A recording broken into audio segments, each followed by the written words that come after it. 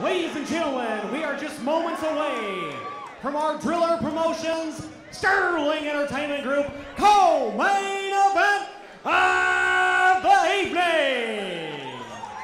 This will be three-minute rounds in the featherweight division.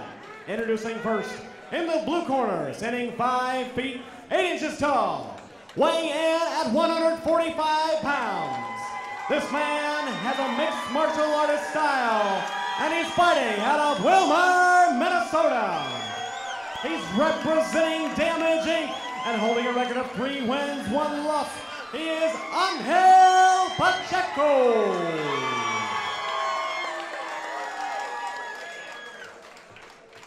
And his opponent in the red corner, standing 5 feet 8 inches tall, weighing in at 145 pounds. This man is a freestyle fighter, and he's fighting out of Rosemount, Minnesota. This fighter is representing the Academy, and he's holding a perfect, undefeated, immaculate, ever-dangerous record of 3 wins, 0 losses. He is Sean Richman.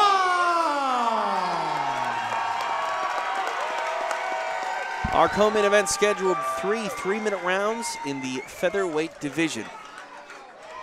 As he has all night, referee Ross Ogden in control of the action. Yeah, I'm almost nervous to talk here because I assume it's going to be fireworks right off the bat. But Angel announces training out of no glove touch. Interesting. Angel, interesting. I wouldn't. It's not going to make Sean happy. Richman rushing in for a takedown, able to secure 1 leg. See if he tries to switch it to a double. Settles for the single, tries to go for a high cross, not able to do so. Pacheco fighting off the head. Sprawling out for the time moment. Richman able to get a body lock and ultimately drag Pacheco down to the floor. We'll see him work here from side. Pacheco able to get his feet on the cage. Not supposed to grab the cage with his toes. He's not doing so. Actually, you cannot grab the cage with the toes. I think in Minnesota you can. It's very strong. If Minnesota runs by the unified rules of mixed martial arts, you cannot grab the cage with your toes. Oh, looks like Pacheco's kind of flirting with an armbar. Nothing really there. Hard to get an armbar from side. Yeah, what I was going to say was Angel trains out of Damage Incorporated. Obviously, not a name that jumps out at you as far as gyms in Minnesota are concerned. But look at Pacheco getting out of the standing back up. Yeah. Fantastic. Richmond trying to make him pay, though, with punches. Able to land a left. Now you have Pacheco kind of framing up a guillotine, kind of tilted off the body. I think Richmond's not in any danger. Now he's going for a takedown of Pacheco, fighting off that head. Back at space. Richmond loads up with the left hand, able to use it to get in on the body of Pacheco, trying to get a takedown here up against the fence. Pacheco able to turn him off, put Richmond back into the fence. Richmond able to get off the fence. Now he's looking for a guillotine. He might have something. Arm is in. He's confident enough to jump for it. See if Pacheco tries to slam his way out or what he tries to do here. He's got that hand right. He's going to be able out of it. Very nice to stay calm by Pacheco. And now Richmond pays for trying to go for a guillotine. He's on his back. Open guard here. Pacheco, let's see if he tries to pass. He stacks. Oh, up kick. Very nice by Richmond. Not sure if it connected from our vantage point. Now we see Pacheco rush in. He might falling into a triangle here, and there it is. That's the danger of being over-aggressive from the guard, but now he's not panicking by any means. Richmond definitely pulling down on the head. We'll see if Pacheco's able to posture out of it. You can see Pacheco actually holding his arms behind Richmond's back. Right, and the arm is not there. We'll see if maybe Richmond tries to switch to an arm bar. Looks like he's got it. So across the chin, pulling down the head, trying to get some extra leverage here. Can't be much time left in the round. 3 3-minute rounds scheduled here. Pacheco holding on. Say about 20 seconds. Richmond might be able to switch to an arm bar here. We'll see. A perfect position trying to straighten the arm. Might need to bring the right leg over the face of Pacheco, but he's still staying with that triangle. Time is going to expire. I think Pacheco's going to get out unless he switches to that arm bar and tries to get a joint block. Not able to do so here. Pacheco able to spin out, finish around in a little bit dominant of a position. Time's running out. Richmond was in control of that round, though. I think he does get the the nod of the judges' scorecards. But Pacheco hanging very, very tough, fighting an onslaught of punches, and ultimately the submission at the end. Abe stays calm and stays out of danger of losing this fight, at least as the moment is as of now. Yeah, I mean, whenever you're able to get out of a triangle, out of anybody that trains in the academy, it says something, especially from a 21-year-old kid. I was really surprised, though, Greg Nelson in the cage now giving Richman some advice. I was surprised, though, that Richman didn't try to switch for that armbar, because it looked like it was right there. You know, obviously, these guys still pretty new in the game, both pretty green. You know, I don't think Sean spent too much time off his back, other than the gym, of course. So it's, you know, a bit of a learning process for him still. You know, it would have been interesting if this was a pro fight. I don't know if Angel Pacheco gets on of that round. That's a good point. You know, but ultimately he did get out of the hold. But I mean, a lot of action. I mean, 2 more minutes with these guys. Who knows what would happen? Yeah. Oh, can only imagine. Hell, you know, maybe Richman doesn't get out of the round. You never know. We're going to get 3 more minutes of action right here in our co-main event. Sean Richman taking on Angel Pacheco. Featherweight clash here at Downtown Throwdown 10. Again, TJ DeSantis along with Andrew Studer. Appreciate you joining us on SterlingMN.com. Nice left hand by Richman. Pacheco answers. Yeah, Sean's looking to just throw that straight left right down the pipe. He's landed a couple times already tonight. Richman threw a high kick, and Pacheco threw a high kick as well. I'm not sure if it landed. I think it stunned. It stunned Richman a little bit that he threw it. I don't know if it was necessarily the power behind it. It seemed like it was a little off balance. He certainly blocked it. And these guys are throwing. Yeah, they're not wasting any time. Throwing kicks and punches.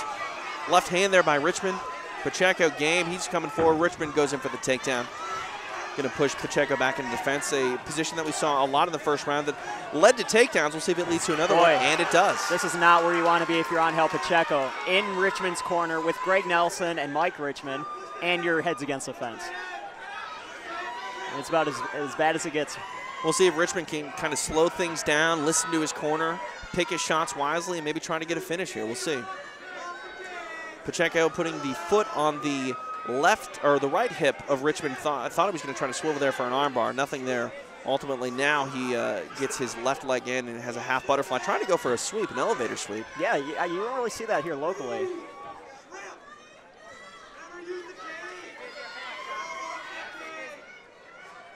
Sean Richman on top in the open guard of Angel Pacheco. We'll see if Richman tries to pass.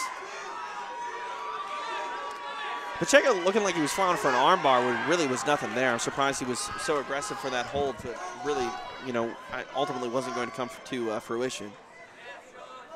Pacheco, though, dangerous, though. He's constantly trying to get that sweep and almost got it there, at least causing Richman to, you know, really kind of base out and try to reassess. And, you know, after all that said, Richman able to pass to half and now full side. Oh, there you go.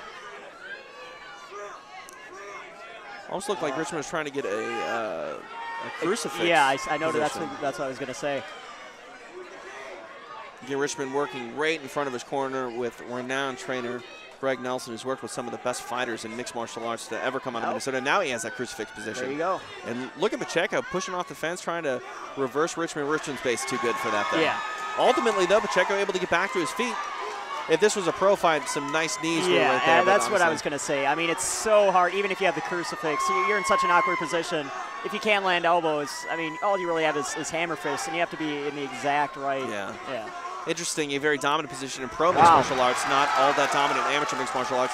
On the slam there from Richman, it looked like Pacheco was trying to get an armbar, but ultimately nothing there. But wise of Richman to stay close to the body. Now it looks like Pacheco's maybe trying to frame up a Kimura. It's interesting, you look at Pacheco, for the most part, he's had an open guard the entire time on the floor. Pretty much the entire time here. And there's the end of the second round. Again, no clapper. I heard it. There was a clapper. That's good. Because that's when I looked down at my phone, I was like, oh, I didn't start mine. Nice.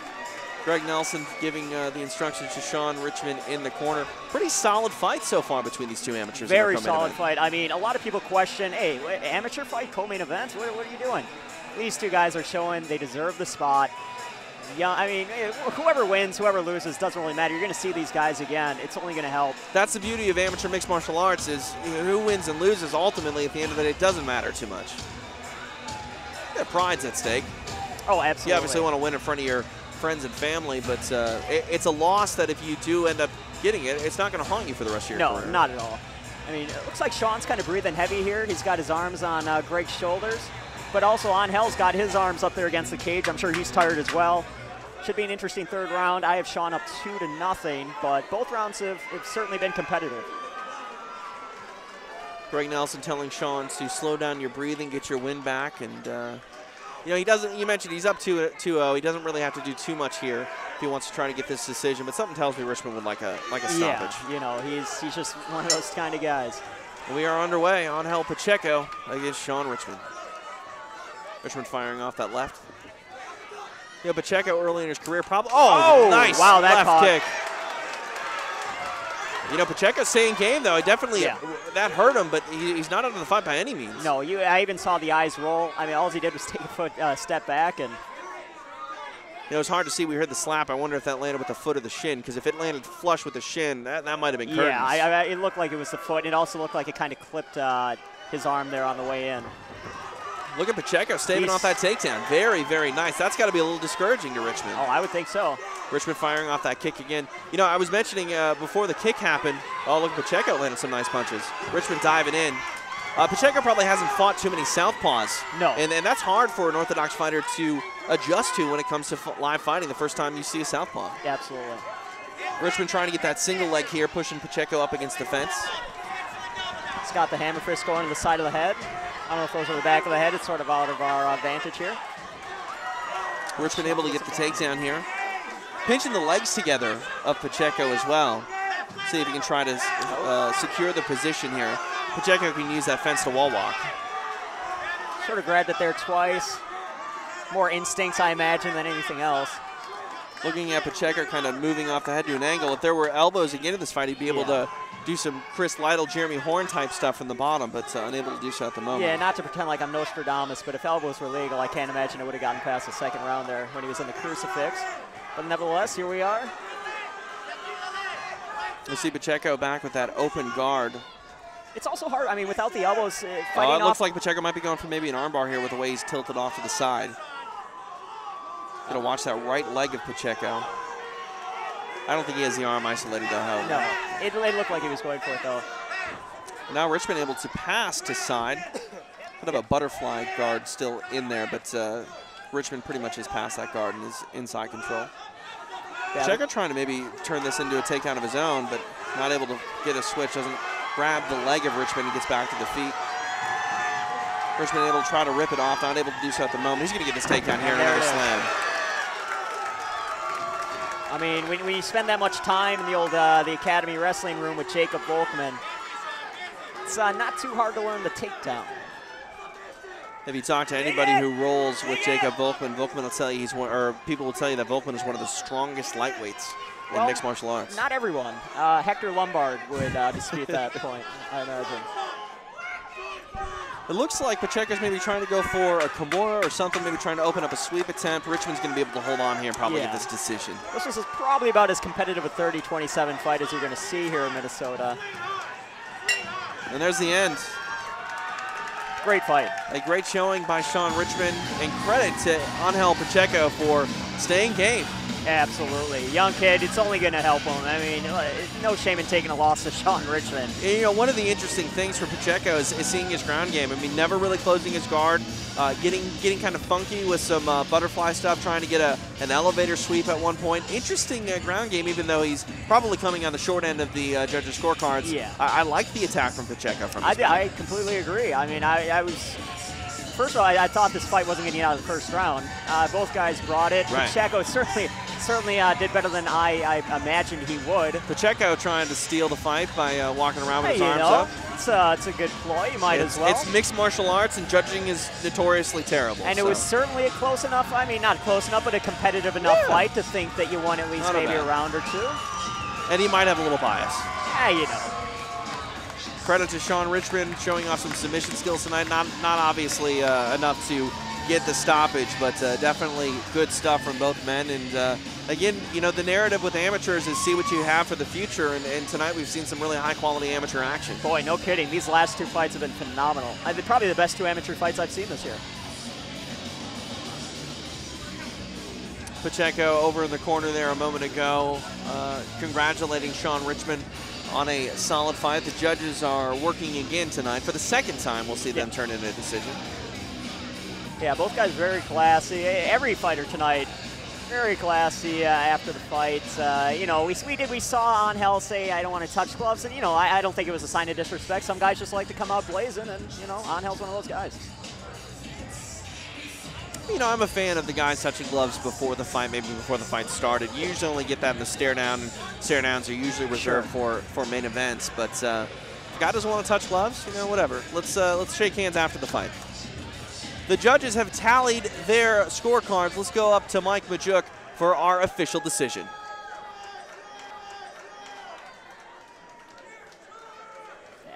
After the completion of 3 rounds, the judges have made their decision. Judge Carl Ball scoring at 30-27. Judge Joe Phipps scoring at 29-28. And Judge Andy Kemp scoring at 30-27. The winner of tonight's co-main event by unanimous decision, Sean Richman! No surprise there. A little surprised there was a 29-28, but... I was actually surprised the judge that the 29-28 came from. Usually it's Andy Kemp who appreciates the combatant working off his back, going for submissions. That was not the case tonight. Mike Majuk